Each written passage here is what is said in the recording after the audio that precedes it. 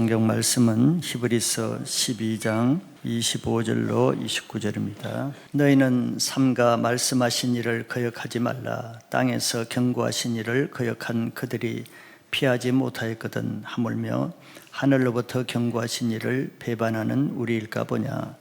그때에는 그 소리가 땅을 진동하였거니와 이제는 약속하여 이르시되 내가 또 한 번 땅만 아니라 하늘도 진동하리라 하셨느니라.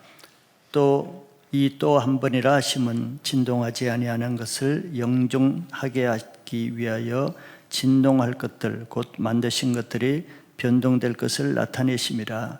그러므로 우리가 흔들리지 않는 나라를 받았은즉 은혜를 받자. 이로 말미암아 경건함과 두려움으로 하나님을 기쁘시게 섬길지니 우리 하나님은 소멸하는 불이심이라. 아멘. 오늘 28주년 기념 예배에서 우리가 같이 나눌 말씀은 진동하지 않는 신앙이라는 제목으로 말씀을 보겠습니다.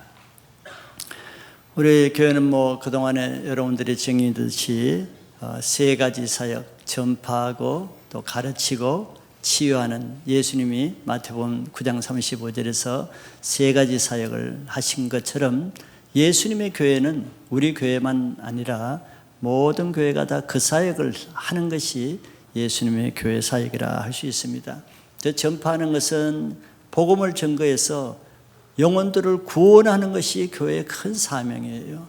근데 우리가 초창기에 전도 폭발 훈련, 여러 전도 방법으로 이제 최근에는 컴이라는 전도 방법까지 왔는데요. 그래서 수많은 사람들이 사실 구원받고 예수 믿는 역사가 있어 왔죠. 그런데 하나님이 아니시면은 누가 하겠습니까? 그게 너무 교회로서 하나님이 구원의 역사를 사용한다는 그 증포가 너무 또 감사하고, 또 우리는 교회 주일날만 모이는 교회가 아니잖아요. 외부에서 오는 사람들이 평일날 와서 놀라는 게 뭔 줄 알아요? 평일인데 왜 교회 사람들이 있어요? 그러대. 아니, 교회 사람이 있지 왜 없냐고 그럴 때. 평일날 교회 사람들이 많은 거를 좀 이상하게 생각하나 봐요.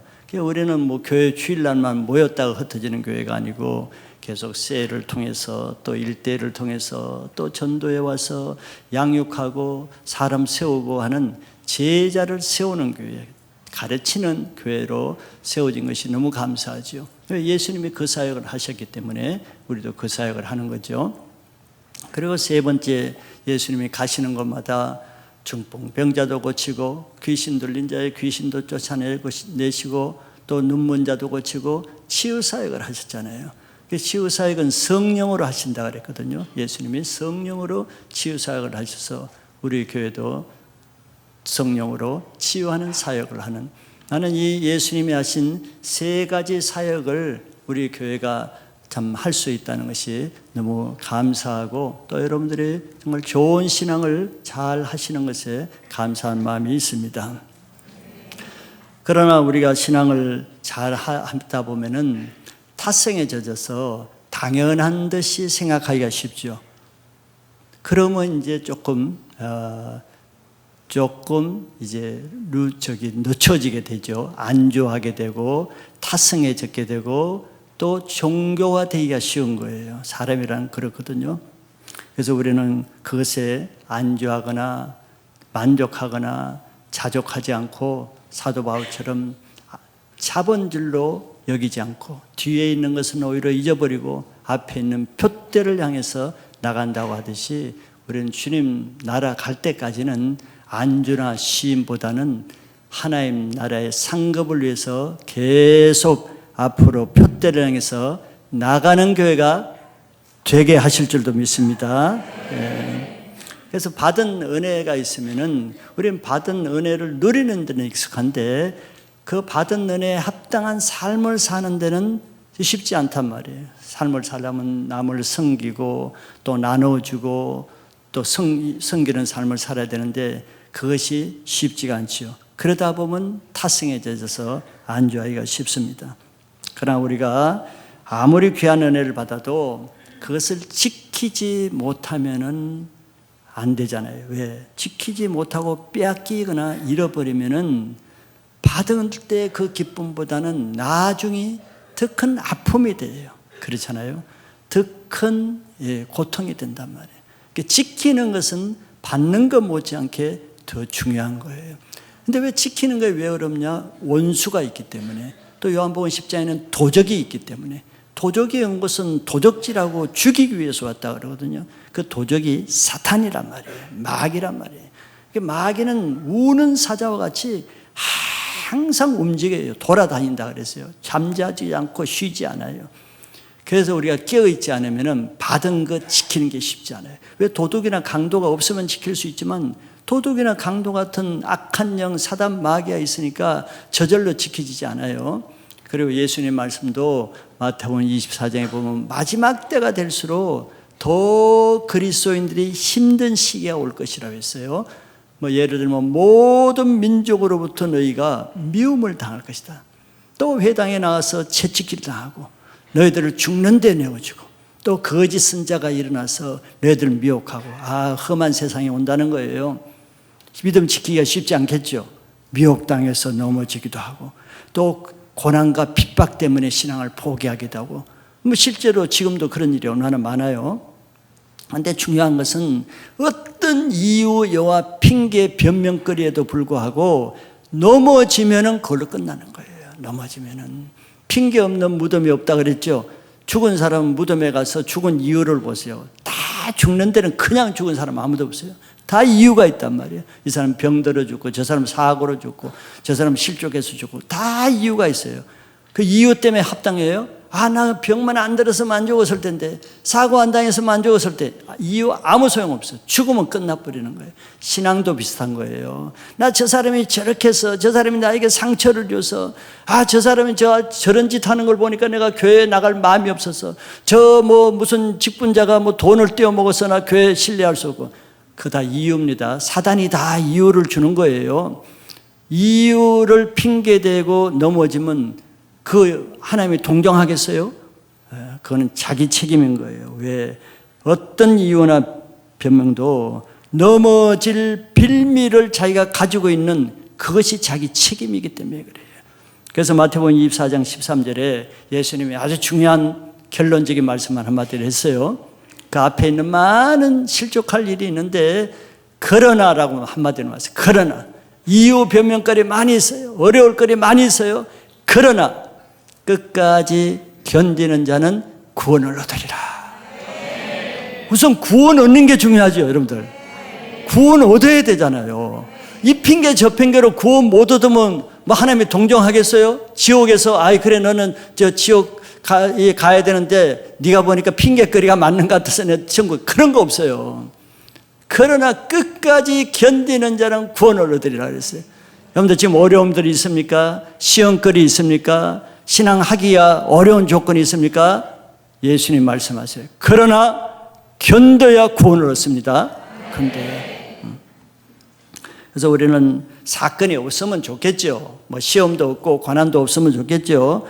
그래서 우리는 아무 사건이 없는 온상 안의 신앙을 하길 원하는 그런 마음이 있는데 그거는 환상입니다. 그거는 있지도 않는 그냥 하나의 가상이에요. 그런 신앙은 없습니다. 우리는 어떤 사건을 만나도 통과할 수 있으면, 감당할 수 있으면 문제가 안 되죠.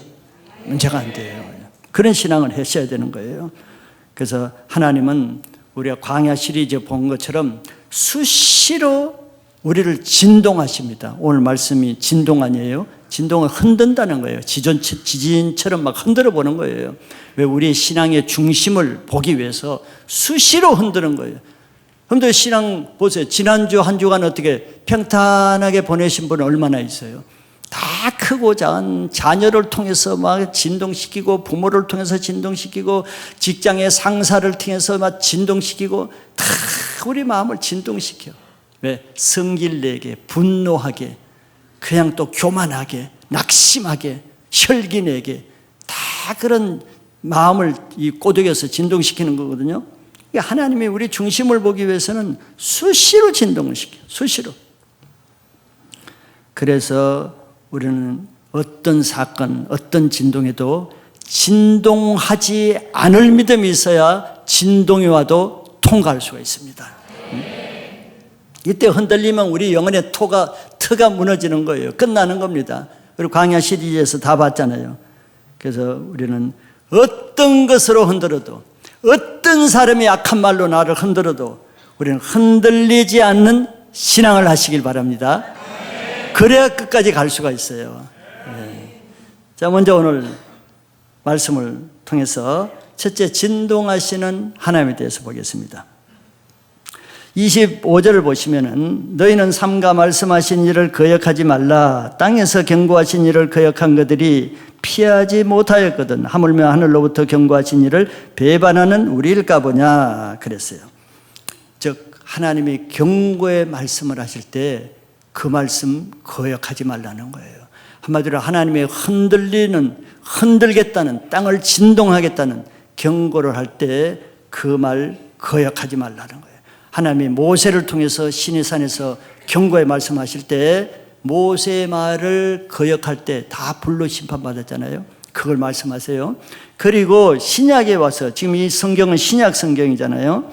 그 뒤에 이렇게 말씀하고 있어요. 하물며 하늘로부터 경고하신 일을 배반하는 우리일까 보냐. 하늘로부터 경고하시는 예수님을 말씀하셔.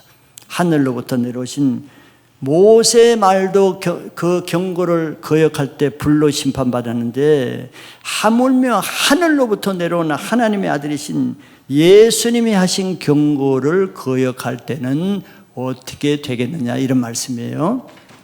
자, 먼저 그러면은 하나님이 진동하실 때 어떤 방법으로 진동하시는가를 봅니다. 하나님은 이전에는 땅만 진동했다 그랬죠. 근데 이제는 또 한 번, 27절에 이 또 한 번이라 하심은, 아니 26절 끝에 내가 또 한 번 땅만 아니라 하늘도 진동하리라 하셨느니라 그랬어요. 신약에서는 예수님이 이제 말씀으로 진동하시죠. 말씀으로 진동하시는데, 예수님이 오시기 전까지는 이 땅에 누가 이 종교를 잡고 있었느냐 하면은 제사장, 서기관, 바리새인, 장로들, 이런 사람들이 최고의 교권을 누리고 있었어요. 아무도 불가침 영역이에요. 그 사람은 흔들 사람이 없어요. 아무도 그들을 감히 흔들 수가 없어요. 진동할 수가 없어요. 뭐 진동하려고 한마디 했다간 자기가 심판받고 출교당하기 때문에 아무도 말할 수 없어요. 그들의 종교가 그 시대의 최고의 신앙의 기준이었어요. 불가침 영역이에요. 철밥통 같은, 철통 같은 종교, 교권이라는 게 뭔 줄 알죠? 종교의 권세란 말. 세상에는 정치의 권세가 있죠.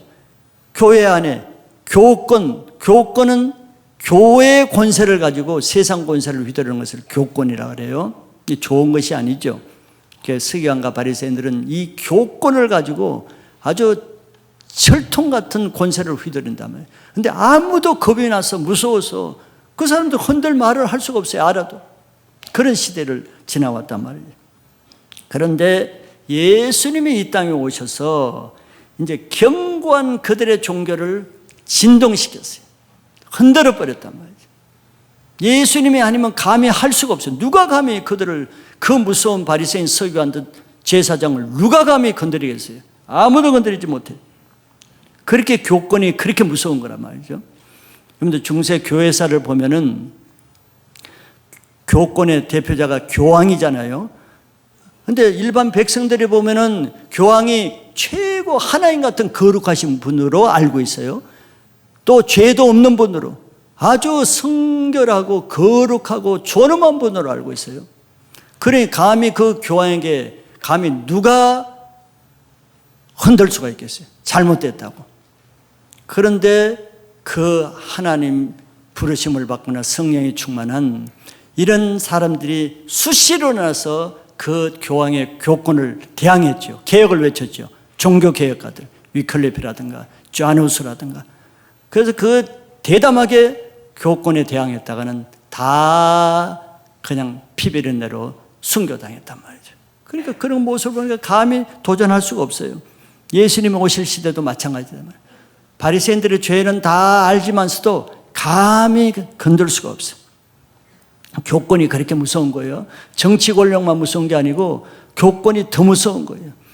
중세 캐톨릭이 이단자가 아니죠. 종교개혁가들, 하나님을 살려가는 사람을 다 이단이라는 명목으로 처형할 때 세상보다도 더 잔인하게 죽였다는 거 알죠? 고문도 더 잔인하고 더 악한 방법으로 죽이는 거예요. 왜? 교권의 뒤에는 사단 마귀가 있기 때문에. 그 마귀가 하는 일이거든요. 그래서 마녀사냥이라 그런 말을 한 자리에 마녀사냥. 자, 예수님이 오셔서 이제 그들을 진동할 때 예수님이 병도 고치고 뭘 하는데 하필 항상 안식일 날 병을 고치고 안식일 날 어떤 일을 하셨죠? 그래서 안식일 날 병을 고치니까 이거는 바리새인들은 안식일 날 절대 병을 고치면 안 되는데 예수님이 일부러 안식일 날 병을 고쳐버렸어요. 왜냐하면 그들의 안식일 개념을 흔들어 버리는 거예요. 뭐 안식일 개념이 바로 됐으면 흔들 리가 없잖아요. 안 흔들리면 될 거 아니야. 그런데 그들이 흔들려 버렸죠. 안식일 날 병 고침을 보고 예수님을 향해서 율법을 어기고 안식을 어기는 자다, 이단이라고 그래 버렸어요. 사실 안식일을 누가 만들었어요? 예수님이 만들으셨고, 안식일의 주인이 누구냐면 예수님이 주인인데 주인을 율법을 어기는 자라고 정죄하고 역공을 피했죠. 그런데 그들이 안식일 날 이렇게 사람을, 눈먼 사람을 고쳐주고 말 못하는 사람을 고쳐줘서 멀쩡하게 하면은 감사해야 될 거 아니야. 왜 안식일 날 병 고쳐주는 것을 왜 그렇게 예수님을 미워하고 대적하냐 말이야. 그래서 예수님이 한마디 하셨죠. 너희들이 안식일 날 너희들이 소나 양이 길 가다가 구덩이에 빠졌다. 너희들 가만 놔둬서 죽게 놔둬야 할 거 아니야. 그런데 너희들이 그거는 건져내서 살리려고 그러지 않느냐. 그거는 살리면서 왜 죽어가는 사람을 고치는 것은 그렇게 안식일을 어겼다고 대적하고 공격하느냐. 이런 말씀을 하신 거예요. 그들의 안식일의 교리는 허구인 것이죠. 이상한 교리를 가지고 있는 거예요. 안식일 날 사람 고치면 죄가 되고 짐승 고치면 아무 문제가 안 돼. 이런 걸 알고도 그 시대는 아무도 이런 걸 얘기할 수가 없는 거예요. 흔들 수가 없어요. 예수님이니까 흔들어 버리는 거죠. 근데 흔들면은 역공이 오는 거죠. 이단이다 뭐다 역공이 오는 거예요. 그리고 또 예수님이 안식일 날 귀신을 쫓아냈어요. 그냥 귀신을 쫓아낸 게 아니에요. 귀신이 말을 못하게 하고 눈을 못 보게 하는 이 악한 일을 하는 그 불쌍한 사람을 보고 귀신을 쫓아냈더니 말도 하고 눈을 보고 치유가 됐어요. 그럼 감사해야 될 거 아니에요. 근데 귀신 쫓아냈다고 귀신의 왕 바알세불의 힘을 얻어서 귀신 쫓아냈다고 또 예수님을 귀신으로 몰아붙였어. 귀신 들린 사람으로 악하게 공격했죠. 왜? 그들의 나라가 흔들렸기 때문에. 그들의 나라가 누구예요? 마귀의 나라. 왜? 예수님은 너희 아비는 마귀니 너희가 너희 아비의 행실을 행하노다. 그들이 마귀라고 그랬잖아요. 바리새인들 보고. 그래서 마귀니까 자기 편을 쫓아내니까 자기들이 화를 내는 거 아니야. 그들의 속에 있는 그들이 마귀에게 속했다는 그 정체를 다 드러내버려요. 누가 감히 그들을 향해서 거룩한 하나님의 종이라고 자타가 공연하는 그들에게 너희 아비는 마귀라고 누가 이런 일을 흔들겠어요. 예수님이니까 흔드시는 거예요. 예수님이니까. 그리고 또 예수님의 제자들이 가다가 식사할 때 밥 먹기 전에 장로들은 유전에 따라서 손을 깨끗이 씻고 밥을 먹는데 제자들이 그냥 밥 먹었어요. 그러니까 또 전통을 어겼다고 또 막 공격을 했어요. 그때 또 예수님 말씀했어요. 그래, 우리는 너희들 전통을 어기는데 그러면 너희들은 사람이 만든 전통을 가지고 왜 하나님의 계명을 범하느냐. 아주 직공을 했어요. 이런 얘기는 아무도 할 수 없는 거예요. 예수님만이 할 수 있는 일입니다. 사람이 흔들 수 없는 일은 예수님이 직접 흔드시는 거예요. 사람에게 흔들려 버리면 예수님이 흔들 때 흔들릴 게 없습니다. 사람이 흔들지 못하는 것이 쌓여 있으니까 예수님이 오셔서 한꺼번에 다 근본이 흔들려 버리는 거예요. 마태복음 15장 13절에 예수님이 이렇게 말씀하셨어요. 예수님께서 대답하시죠. 이르시되 심은 것마다 내 하늘 아버지께서 심으시지 않은 것은 뽑힐 것이니 그랬어요. 아버지로부터 나온 것은 흔들어도 흔들리지 않아요. 말씀에 근거한 것은 아무리 흔들어 보세요, 안 흔들려요. 근데 흔들린다는 자체가 아버지께로 나오지 않은 것이라는 뜻입니다. 마지막 때는 모든 하늘과 땅이 진동하신다 그랬어요. 그런데 하늘을 진동할 때도 땅에서 흔들리지 않는 것은 하늘을 진동할 때도 하늘에서도 흔들리지 않습니다. 그러나 땅에서 진동될 것은 하늘이 진동할 때 그때도 진동되는 거예요. 같은 것입니다. 결국 성경 말씀에 기초하지 않는 것은 다 흔들립니다. 결국 무슨 말씀이겠어요? 말씀 중심으로 신앙하셔야 된다는 그것을 강조하는 겁니다. 아무리 사람 보기에 인정을 받고 존경을 받고, 지금 바리새인 서기관들이 그거잖아요. 사람들부터 얼마나 존경을 받아, 얼마나 신앙 좋은 사람으로 추앙받아, 하나님의 사람으로 추앙받아, 다 소용없어요. 말씀으로 기초하지 않는 신앙은 한 번에 예수님에서 다 무너진답니다. 예수님이 마태복음 23장에서 구체적으로 지적을 많이 하셨죠. 그들의 죄를. 너희들은 사람 앞에서는 바르게 가르치는데 사람이 없는 데서 자기는 행동이 다르다. 그걸 소위 외식한다 그랬죠. 사람 보는 데서와 안 보는 데서의 행동이 달라.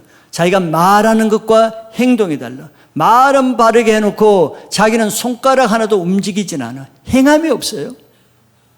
그리고 잔치에 가면은 섬길 생각을 해야지. 예수님이 늘 말했다. 천국에서 높아지고자 하느냐 먼저 종이 되라. 성계에서 어뜸이 되고자 하느냐 섬기는 자가 되라. 근데 이들은 가는 곳마다 가만 예수님이 유심히 보신 것 같아요. 섬기는 것은 하나, 숟가락 하나도 안 놓으면서 맨날 잔치의 상자, 어디가 높은 자리인가, 높은 자리만 앉으려고 그래. 항상 회당에 오면은 제일 좋은 자리를 먼저 앉으려고 그래. 그리고 시장에 물건 쇼핑할 일도 없는데 사람에게 인사받기 위해서 시장에 왔다 갔다 하는 거예요. 예수님이 다 봤어. 그리고 나가서는 랍비라 칭함을 받고 선생이란 말을 듣고 높임받는 이런 교만한 것들을 다 보신 거예요. 무슨 말이에요? 우리가 하는 행동, 우리가 안 보낸 데서 하는 행동, 우리의 동기, 숨겨진 동기, 예수님 다 보신다는 거예요. 다 보십니다. 예수님 어디 뭐 바리새인들 뒤따라가면서 뭐 몰래 카메라를 가지고 다니면서 봤겠어요? 예수님은 다 보세요. 안 보는 것 같아도 다 보셔. 모르시는 것 같아도 우리가 하는 것 중심을 다 알고 계셔요. 이렇게 우리는 예수님 안에 앞에서 신앙을 해야 됩니다. 예수님 안 보인다고 그냥 하다가는 나중에 그 카메라에 다 잡히는 거예요. 지금 바리새인들이 그러잖아요. 그래서 이것을 다 흔들어 버리는 거예요. 자, 오늘날도 마찬가지예요. 오늘날도 이 세상의 교회와 우리 신앙에 무너질 것들이 많이 있겠죠. 흔들릴 것들이 빨리 무너져야 그게 안전합니다. 그래야 남는 것들로 알곡 신앙을 할 수 있지, 안 무너지면은 쓰레기들을 계속 모으는 신앙을 하는 거예요. 나중에 불타 없어지고 흔들릴 것들을 계속 주워 모으는, 그냥 폐 휴지 담는 그런 신앙을 하는 거예요. 고물상이 되는 것입니다. 그래서 하나님이 수시로 흔드는 거예요. 빨리 지푸라기 같은 거 빨리 없애기 위해서.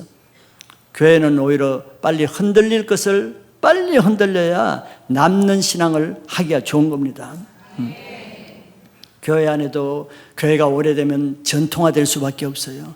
종교 생활을 오래 하는 사람은 그 전통에 매이기 때문에 종교화되는 거거든요.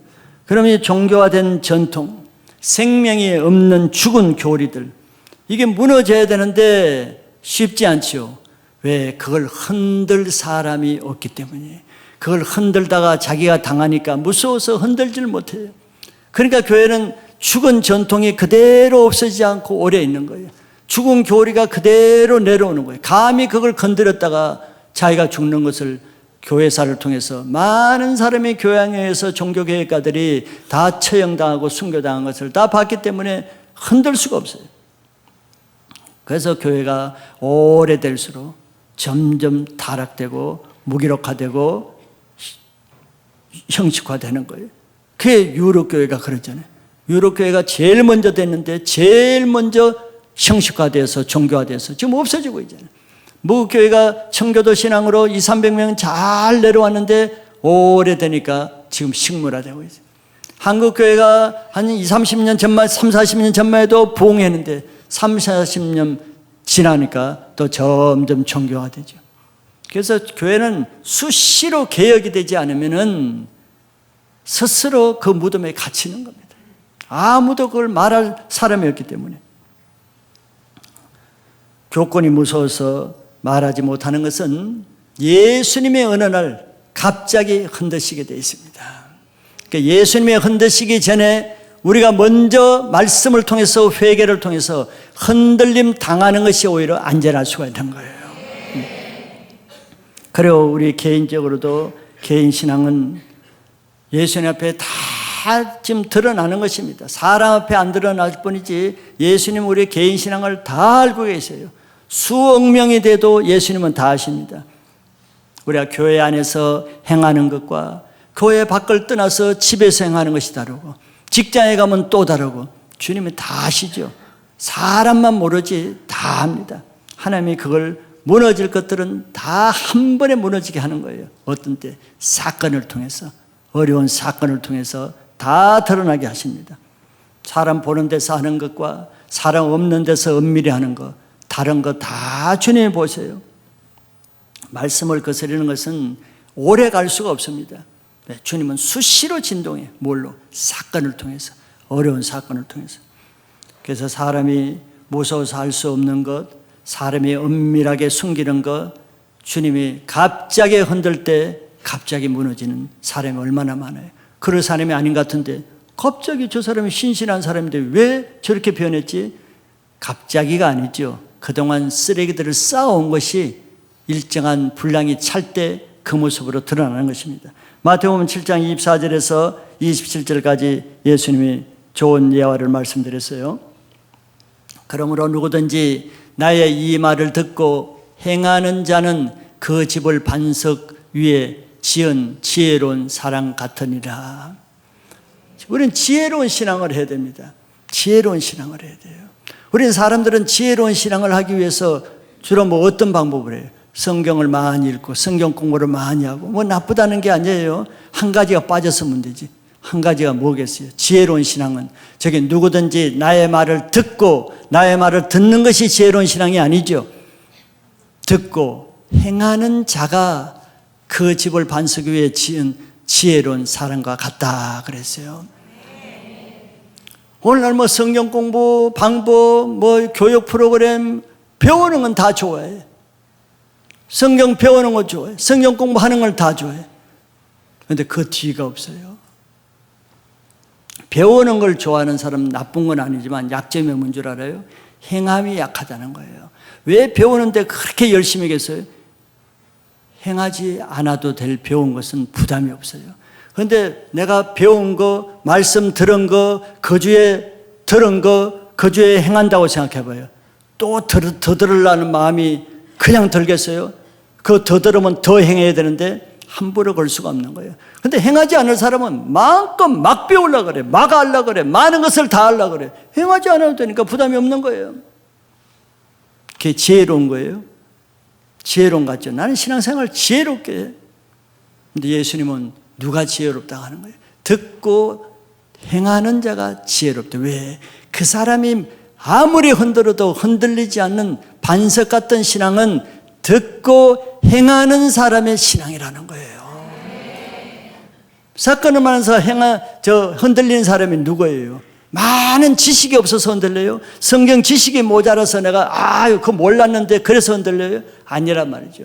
행함이 없으니까 한 방에 흔들려요. 뒤에 보세요. 25절에 언제 무너집니까? 비가 내리고 창수가 나고 바람이 불어. 이게 사건이죠.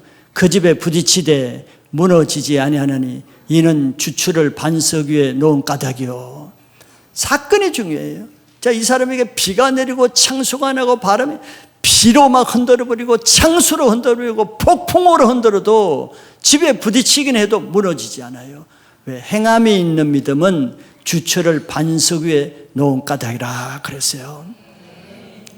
흔든다고 다 흔들리는 게 아니에요. 즉 어려운 사건이 좋은다고 다 어려워지는 건 아니죠. 고난이 있다고 해서 다 어려워지는 건 아니죠. 어떤 신앙을 하느냐에 따라서 다른 거예요. 말씀을 듣기만 하고 바리새인들은 알기만 하고 행하지는 않고 손가락 하나도 움직이지 않는다 그랬죠. 행함이 없는 거예요. 그러니까 예수님이 오시니까 뭐 주르르 다 무너지는 거예요. 그들의 신앙이. 이것이 지혜로운 신앙이란 말이에요. 그런 어리석은 신앙이 뭐겠어요? 26절 이하에는 어리석은 신앙을 나의 이 말을 듣기는 똑같이 들어, 예배는 똑같이 들어요, 말씀은 똑같이 공부해, 다음이 틀리죠. 행하지 아니하는 자는 그 집을 모래 위에 지은 어리석은 사람 같으니리. 자, 이런 사람이 어리석다 그랬어요. 자, 어리석은 사람은 누구 보고 어리석다 그래요? 말씀 들은 대로 어떻게 다 그렇게 살아? 말씀대로 이 어려운 세상에 어떻게 말씀대로 다 살아? 지혜롭게 나처럼 살아요. 적당히 타협하면서 말씀은 말씀이고 세상은 세상이고 내 이론을 이것이 지혜로운 신앙이라고 하죠. 꽤 많게 지혜롭게 요령껏. 그런데 예수님은 뭐가 지혜롭고 뭐가 어리석다 그랬어요? 말씀을 듣고도 행하지 않는 사람이 모래 위에 지은 어리석은 사람과 같다는 거예요. 정말 어리석은 사람이에요. 그냥 말씀만 배우기가 하면서 행하지 않는 사람 참 어리석다. 말씀 공부 잘하고 성경 통독 잘하고 성경 공부 잘하니까 굉장히 지혜로운 것 같죠. 그 뒤가 중요해요. 공부만 하고 행하지 않는 사람은 참 미련하다. 저 시간 낭비하고 있네. 저 지식 저렇게 많이 알아서 어떻게 다 행하지? 어리석은 사람 같다는 거예요. 그 사람의 나중은 27절에 비가 내리고 창수가 나고 바람이 불 때 그 집에 부딪힘에 무너져 그 무너짐이 심하니라. 이렇게 되는 거예요. 진동할 때 창수로 진동하고 바람으로 진동할 때 남아나질 않아요. 이게 중요하죠. 예수님 말씀에 순종하는 한 것만 남아요. 아는 것만 남는 게 아니에요. 아는 것만. 배우고 알고 순종한 것만 남는 거예요. 순종하지 않는 것은 다 날아가. 무너짐이 심해. 그래서 아무리 말씀을 많이 알아도 많이 들어도 말씀 중심으로 하는 사람이 있죠. 그 주에 말씀 들으면 말씀대로 살려고 고난도 받고 희생도 하고 손해도 보고 자기 십자가를 지고 참 이런 사람이 나는 너무 귀하게 보여요. 근데 우리 교회는 그런 분들이 너무 많아요. 옛날에 우리 코로나 전에 크리오에서 그 큐티로 했잖아요. 말씀 큐티로 하면 그때 발표를 하잖아요. 발표하는 거 보면 나는 눈물 없이는 못 들어요. 참 이 사람이 그 주의 말씀을 순종하기 위해서 저 고생을 하고 비난 안 받고 핍박 안 받아도 될 그 핍박을 받으면서 그런 간정을 들으면 정말 눈물이 나는 거예요. 너무 눈물이 나지만 너무 아름다워요. 보석 같은 신앙이죠. 그런 사람이 반석 위에 신앙하는 사람이에요. 그런 사람은 어떤 고난 핍박 무슨 말을 해도 흔들리지 않죠. 고난은 받지만 흔들리지 않아요. 그 말씀 중심으로 하는 신앙은 어떤 사람이 무슨 말을 하고 무슨 상처나는 말, 무슨 미혹하는 말, 무슨 이 더러운 말을 해도 그 사람이 하는 말에 요동치 않아요. 반석에서 요동치 않는 거예요. 그리고 어떤 사건을 만나도 어떤 어려운 손해보고 엄청난 사건을 만나도 그것 때문에 흔들리질 않아요. 이게 다른 것이죠. 그래서 이사야서 26장 3절에 주께서 심지가 견고한 자를 평강하고 평강하도록 지키시리니 이는 그가 주를 신뢰함이니이다. 놀라운 말씀이잖아요. 심지가 견고한 자, 반석 위에 선 신앙을 하는 사람, 말씀을 기초로 신앙하는 사람은 옛날 버전은 평강에 이르도록 한다. 이런 지금 평강하고도 평강하도록 지킨대. 아무리 나를 비난하고 욕하고 대적해도 내 마음이 평강하면 이긴 거예요. 네? 내 마음이. 근데 내 마음이 막 요동치고 억울하고 자존심 상해서 막 견딜 수 없고 분노가 나고 막 혈기가 나고 내가 진 거지요. 그런데 심지가 견고한 자는 평강하고 평강하도록 하나님 지키신대. 왜? 그가 주를 신뢰함이니이다. 응? 말씀으로 살지 않는 사람은 하나님 말씀보다 뭐에 영향을 받아요? 사람의 말에 흔들리잖아요. 하나님 말씀에는 꿈쩍도 안 해. 너 평강하라, 안심하라, 하나님 너를 사랑하신다, 너를 지킬 것이다. 아무 도움도 안 돼. 하나님 말씀은 아무 힘이 되지도 않아. 그러죠. 근데 사람 한마디 딱 하면은 그 사람의 말에 마음을 요동치고 흔들리고 난리가 나는 거죠. 그런 신앙이 어떻게 되겠어요? 오래 갈 수가 있겠어요? 어려운 사건 만날 때마다 예수님을 의지합니까? 하나님을 의지해요? 사람을 의지하죠. 상황을 더하죠. 그러니까 온데 사람은 찾아다녀. 사람 찾아다니고 전화하고 만나서 하소연하고 도와달라고 그러고, 그러면서도 한마디 말씀은 보지도 않아. 예수님은 찾지도 않아. 기도는 하지도 않아. 사건을 만나면 그 사람의 중심이 다 드러나는 거죠. 자, 우리는 흔드는 일이 없을 수는 없습니다. 자, 나무가 있는데 바람이 없을 수가 있어요? 바람은 항상 24시간 불어요. 안 흔들리면 되는 거예요. 안 흔들리면은. 아무리 우리가 누가 흔들어도 흔들릴 것이 없으면은 문제가 안 돼요. 왜 사건이 오면 문제가 됩니까? 흔들릴 것이 있으니까 불안하고 짜증나고 힘들고 두렵고 고민이 되는 거예요. 흔들릴 것이 없으면은 창수가 나고 바람이 불든 아무 상관없어요. 자, 내 안에 흔들릴 것이 없는 신앙을 하시길 바랍니다. 그럼 두 번째는 왜 진동하시는가? 진동하는 목적에 대해서 봅니다. 하나님이 진동하시는 목적은 한 가지예요. 27절, 이 또 한 번이라 하심은 진동하지 아니하는 것을 영존하게 하기 위하여 진동할 것들 곧 만드신 것들이 변동될 것을 나타내심이라 그랬어요. 진동하는 이유가 우리를 못되게 하고 잘못되게 하기 위해서가 아니라, 하나님의 뜻은 흔들릴 것들은 빨리 흔들려서 없애버리고 흔들리지 않는 것들을, 영존이라는 것은 영원히 존재한다는 거예요. 영존하게 하기 위해서 진동될 것들을 빨리 진동시켜 버린다고 설명을 하고 있어요.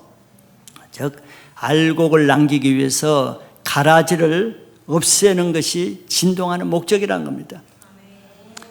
하나님 밭에는 알곡과 가라지를 같이 가게 만들지요. 같이 갑니다. 그래서 교회는 말씀대로 순종해서 사는 이 교인들이 있고, 아무리 말씀을 줘도 말씀과 상관없이 사는 교회를 다니는 사람도 많이 있죠. 그런데 어떤 사람이 더 많다 그래요? 예수님 마태복음 7장에서 좁은 문으로 들어가라. 거기는 생명이 있지만 넓은 문으로 들어가는 자에게는 사망이 있어요. 멸망이 있어요. 그런데 사람들이 어디를 더 많이 가? 우리가 생각하면 좁은 문으로 생명이 있는 곳에 길을 쓰고 가려고 그래야 될 거 아니에요. 근데 예수님의 말씀은 반대예요. 생명이 있는 길을 찾는 자가 적대요. 찾는 자가 적대. 왜? 길이 좁으니까. 그런데 넓은 문으로 들어가는 것은 멸망으로 가는 문인데 찾는 자가 많은 사람이 걸로 간대. 그럼 구원받는 사람이 적어요, 많아요? 예수님 말씀이에요. 그러니까 알곡과 가라지가 같이 뿌려져 있어도 알곡이 많겠어요? 가라지가 많겠어요? 그런 거예요. 그러니까 교회는 항상 사건도 많고 어려움도 있고 더 힘든 일이 있는 거죠. 알곡만 있다면 무슨 문제가 되겠어요? 그래서 하나님은 수시로 진동하신단 말이에요. 여기 말대로 수시로 진동을 해서 알곡은 남기고 가라지는 수시로 진동돼서 떠나게 하는 목적으로, 진동의 목적이 그거예요. 그래서 영존하는 것, 하나님 나라에 들어갈 것들만 남기기 위해서 들어가지 못할 지푸라기 같은 수시로 날려보내는 일을 하는 것이 진동의 목적이라 이렇게 말하는 거예요. 마태복음 13장 29절 30절에 마지막 때 진동할 때는 알곡만 남기고 가라지는 불에 묶어서 불에 던진다 하는 말씀이에요. 주인이 이르되 가만 두라. 알곡과 가라지를 하나님의 진동할 때까지는 가만 두라는 거예요. 같이 뽑지 말고. 왜? 뽑다가 곡식까지 뽑을까 하느라. 우리는 가라지 빨리 뽑아버리면 좋겠는데 알곡을 보호하기 위해서 빨리 뽑다가 곡식까지 뽑히는 불상사가 없기 위해서 그냥 그대로 두라고 하는 거예요. 그런데 30절에 둘 다 추수 때까지 함께 자라게 두라. 추수 때 내가 추수꾼들에게 말하기를 가라지는 먼저 거두어 불사르게 단으로 묶고 곡식은 모아 내 곡간에 넣으리라 하리라. 결국 하나님의 말씀으로 하지 않는 것, 말씀에서 나오지 않는 것은 결국 같이 어느 시점까지 가요. 그러니까 말씀대로 안 살아도 교회 다 다니잖아요. 말씀에 순종하지 않으면서 교회 잘 다니잖아요. 뭐 말씀에 순종하는 사람만 다녀요? 아니잖아요. 같이 가요. 함께 자라게 놔둬요. 그러나 끝까지는 같이 안 가는 거죠. 나중에는 말씀에서 나오지 않는 것은 다 묶어서 불에 넣게 되고 알곡은 곡간에 넣게 된다 그랬습니다. 자, 우리는 이렇게 하나님 나라에 똑같이 교회를 다닌다고 똑같은 신앙이 아니잖아요. 하나님을 믿는다고 똑같은 신앙이 아니죠. 바리새인 신앙과 예수님 신앙은 다르고 사두개인의 신앙과 제자들의 신앙이 다르죠. 근데 그들은 다 하나님을 믿는다 그래, 자기도. 근데 다르죠. 우리는 영원히 하나님 나라에 들어갈 영존할 신앙을 하는 것이 중요한 거예요. 물론 교회 다니는 거 중요하지요. 교회를 통해서 구원받는 도구가 되니까. 근데 교회 다니는 것으로 자족하고 만족하고 주일 예배 참석하는 것으로 만족하고 기뻐하는 수준은 아닌 것이에요. 왜? 그거는 도구지요. 과정이지요. 교회를 통해서 영존하는 하나님 나라에 남는 신앙을 하기 위해서 교회를 다니는 것입니다. 목적이 분명해야죠.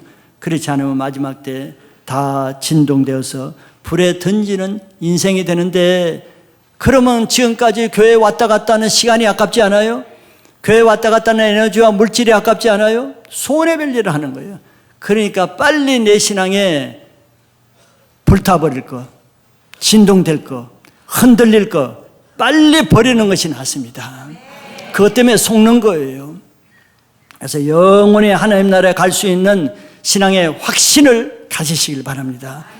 자, 마지막은 진동하지 않는 나라의 신앙에 대해서 봅니다. 28절에 보면은 그러므로 우리가 흔들리지 않는 나라를 받았은즉 은혜를 받자 이로 말미암아 경건함과 두려움으로 하나님을 기쁘시게 섬길지니 그랬어요. 하나님 나라, 영존하는 나라는 예수님을 믿음으로만 영존하는 나라에 들어갈 수 있습니다. 다른 방법은 없어요. 다른 방법이라는 사람들이 속기 쉬운 것은 나는 교회를 다니니까 뭐 구원받지. 나는 성경 말씀을 많이 아니까 구원받지. 나는 뭐 교회 집사고 장로니까 구원받지. 내가 이렇게 많은 교회에 헌신하니까 구원받지. 물론 그거는 나중에 상급으로서는 그 말을 할 수가 있지만 그것이 구원의 근거는 되지 않는 것입니다. 구원의 근거는 오직 예수님이 나의 죄를 위해서 십자가에 돌아가신 것, 그 예수님을 믿음으로만 구원받는다는 이 믿음은 분명히 가지시길 바랍니다. 교회를 오래 다니신 분 중에도, 오늘 교회 처음 나오신 분 중에도 이거는 타협할 수가 없어요. 예수를 믿는 것 외에 영원한 구원은 없습니다. 그리고 이제 이런 하나님 나라를 받은 사람은 뭐 적당히 저대로 살면 되는 게 아니에요. 소위 구원파라는 그런 것은 이제 구원받았으니까 마음대로 살아야 된다 이런 논리인데 그건 아니죠. 성경이 그렇게 말하진 않아요. 구원받은 사람은 그 다음에 해야 될 일을 이렇게 말하고 있어요. 은혜를 받자. 이거는 은혜 받은 것을 감사함으로 하라 이런 뜻이에요. 그리고 그 뒤에 보니까 이로 말미암아 경건함과 두려움으로 하나님을 기쁘시게 섬길지니라. 이게 구원받은 사람이 주님 나라 갈 때까지 해야 될 신앙입니다. 이것이 경건함과 두려움으로 하나님을 기쁘시게 하는 방법으로 섬기라는 거예요. 그 이유가 더 중요하죠. 29절은 이제 우리말 성경은 접속사나 이런 것이 다 빠져요. 번역상 그럴 수밖에 없어요. 근데 원래 여기는 왜냐하면은 그 이유는 이런 접속사가 먼저 있는 거예요. 이 말에는 왜냐하면은 28절을 왜 우리가 두려움과 경건함으로 하나님을 기쁘시게 하는 방법으로 계속 섬겨야 되는지 그 이유는 그런 뜻이에요. 그 이유는 우리 하나님은 소멸하는 불이심이라. 소멸하는 불이시기 때문이다 이런 뜻이에요. 뭐 지난 시간에도 우리가 지난주에도 성령을 소멸하지 말라. 우린 번역은 참 뭐 이랬다 저랬다 뭐 하는 거 좀 있어요. 거기도 소멸이고 여기 소멸인데 그러면 하나님은 불 끄는 하나님이다 뭐 이런 뜻이 되잖아요. 불 붙일 때는 언제고 또 불 끌 때는 언냐. 여기에 소멸은 좀 다릅니다. 그게 소멸하고 달라요. 여기에 소멸은 불태운다는 뜻이에요. 불태운다는. 앞에 데살로니가 전서의 소멸은 불을 끈다는 의미지만 여기는 반대로 불을 태우는, 즉 불로 태워서 심판하시는 불이시다, 이런 뜻이에요. 앞에 거절과 연결하면 무슨 말이겠어요? 아시겠죠? 우리가 하나님의 은혜를 감사하지 않고 경건함과 두려움으로 하나님을 기쁘시게 하지도 않으면은 나중에 흔들어서 다 진동되어 버리면은 하나님의 불로 다 살라버리는 하나님이다. 그러니까 이렇게 하라, 이런 뜻이란 말이에요. 응? 고린도전서 3장 13절에서 15절 이런 말씀이 있죠. 각 사람의 공적이 나타날 터인데 그날이 공적을 밝히리니 이는 불로 나타내고 그 불이 각 사람의 공적이 어떠한 것을 시험할 것임이라. 여기 불이 나오잖아요. 이 소매라는 불이라는 뜻입니다. 하나님이 나중에 불로 진동하는 거예요. 불로 진동해서 탈 것은 즉 금과 보석 같은 거는 안 타지만 나무나 지푸라기 같은 건 다 탄다고 다른 성경에서 말하잖아요. 자, 공적이 남으면은 밝히리니 그 공적이 어떠한 것을 심어. 그 다음에 14절에 만일 누구든지 그 위에 세운 공적이 그대로 남아 있으면은 상을 받아요. 흔들릴 때 흔들리지 않아야 돼. 흔들릴 때 타지 않을 것들, 그것만 남는 거예요. 그것만 영존하게 자기 이제 상급이 되는 거죠. 그런데 15절에 누구든지 그 공적이 불타면 해를 받으리니 그러나 자신은 구원을 받되 불 가운데서 받은 것 같으리니. 이게 오늘 말씀의 결론이란 말이에요. 하나님은 소매라는 불이시다 하는 거예요. 자, 성경에도 사람들이 다 이게 진동하는 것이 다 나오잖아요. 자, 우리 믿음의 조상이라고 하는 아브라함이 그냥 됐어요. 자, 아브라함에게 하나님은 믿음의 조상이 되기 전에 그를 한번 진동해 봐요. 자, 진동하는 것은 하나님이 가장 진동할 만한 것들을 가지고 진동시키거든요. 가장 귀한 것, 자기에게 가장 약한 점들, 그걸 가지고 하는 거예요. 근데 아브라함은 75세에 자식이 없어 떠났다가 100세에 자식을 얻었잖아요. 근데 그 아들 하나 남았는데 아들로 진동시키죠. 네 아들 모리아에 있는 산에 가서 번제로 드리라. 와, 여러분들 믿음이 없으면 어떻게 되겠어요? 와, 그냥 속에 막 진동하겠죠. 진동할 거예요. 이래야 되나 저래야 되나, 도망가야 되나 숨어야 되나 애굽으로 가야 되나 별 진동이 다 할 거예요. 믿음이 없으면은. 그리고 며칠 고민을 하겠죠. 자식을 그냥도 아니고 막 남의 집에 양자로 주는 것도 아니고 번제로 죽여서 산채물로 드리라 그런 거예요.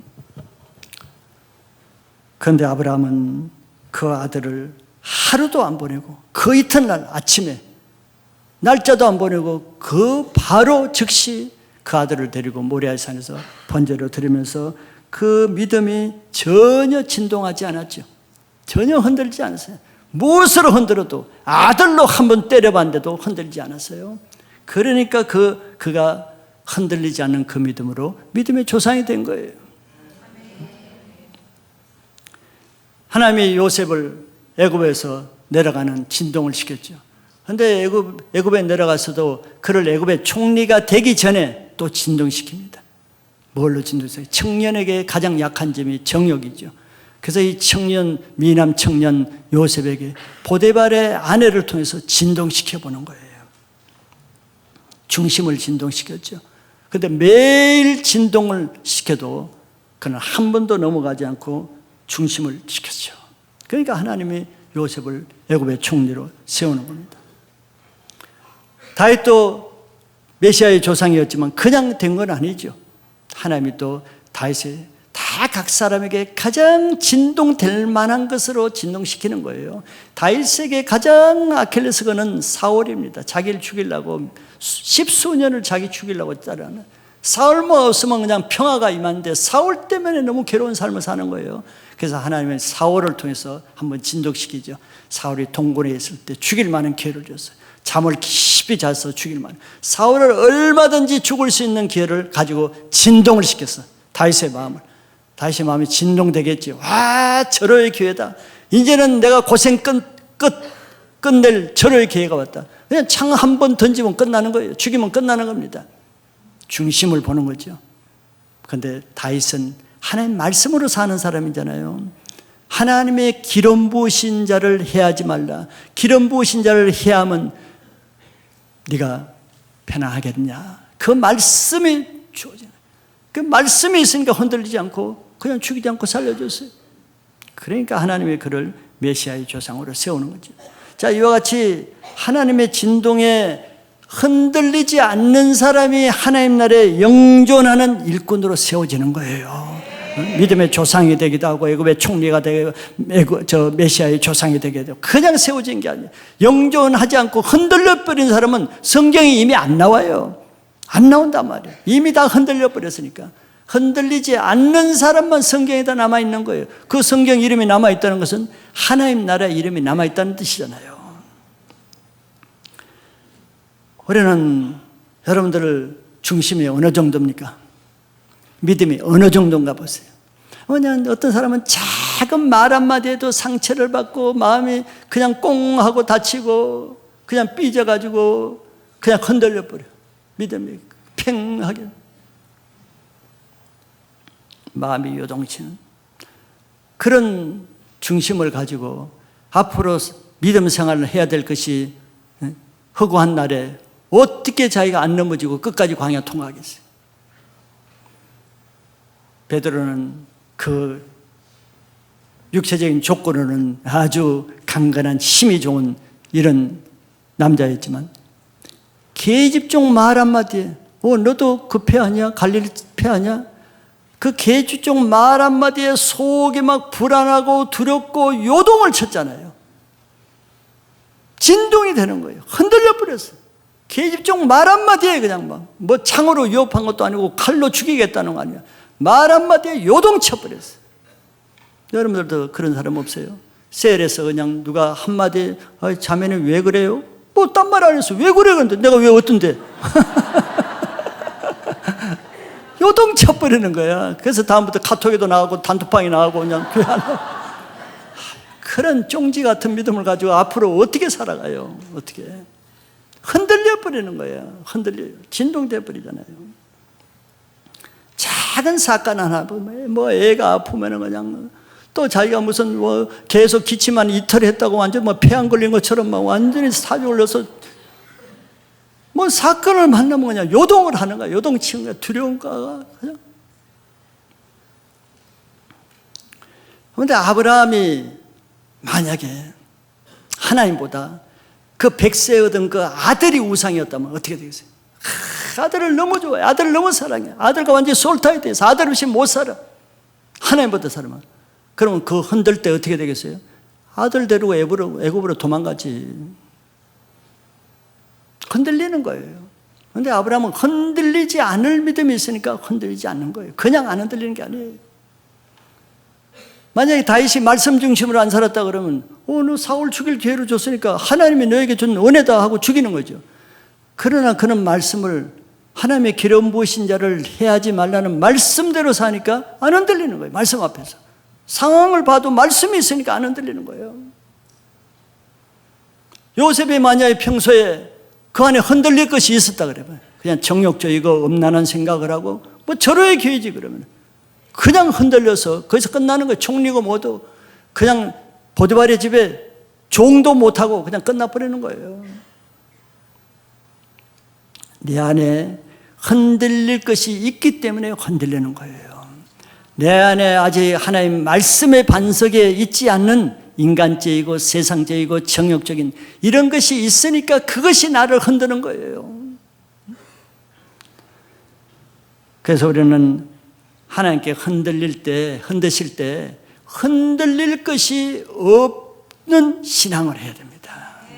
그래야 안전한 거예요. 왜? 사건이 없을 수는 없거든. 그래야 사건이 올 때 문제가 안 되는 거예요. 그런데 흔들릴 것들을 계속 가지고 한다? 이거는 시한폭탄이에요. 언제 폭풍, 태풍, 바람이 불면 언제 흔들릴지 몰라요. 장담을 못하는 거예요. 흔들릴 것들이 뭐예요? 자기 안에는 죄입니다. 죄. 자기 안에 숨겨진 죄가 있으면은 그것이 흔들려서 자기를 무너지게 만드는 거예요. 그래서 우리는 날마다 자기 죄를 회개하고 말씀에 순종하는 삶을 통해서 늘 지푸라기 같은 거, 찌꺼기 같은 거, 쓰레기 같은 거, 흔들릴 잡초들을 늘 제거하는 작업이 날마다 회개하는 삶을 사는 거예요. 그러면 흔들릴 것이 없죠. 그러면 사건이 와도 진동하지 않습니다. 누가 뭐라 그래도 흔들리지 않아요. 어떤 어려움이 와도 마음의 평안을 유지합니다. 우리 마지막 때까지 하나님 나라에 영존하는 신앙을 하기 위해서 어떤 사건이 와도 흔들리지 않는 그런 우리 기쁨의 교회와 성도님들이 될 것을 선포하고 축복합니다.